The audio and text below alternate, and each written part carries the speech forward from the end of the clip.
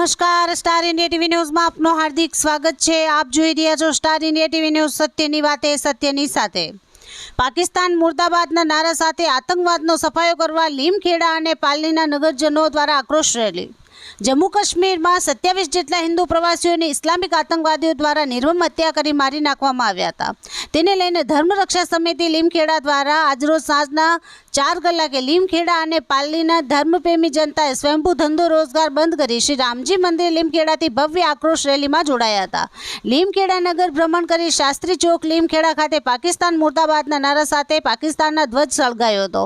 ત્યારબાદ પાલની મોની બાબા મંદિર ચોકડી પર પાકિસ્તાનનું પૂતળું સળગાવવામાં આવ્યું હતું। ત્યારબાદ પરત શાસ્ત્રી ચોકમાં સમૂહમાં હનુમાન ચાલીસા પાઠ કરી અને શ્રી રામજી મંદિર લીમખેડા ખાતે 2 મિનિટનું મૌન પાળી શ્રદ્ધાંજલિ આપવામાં આવી હતી।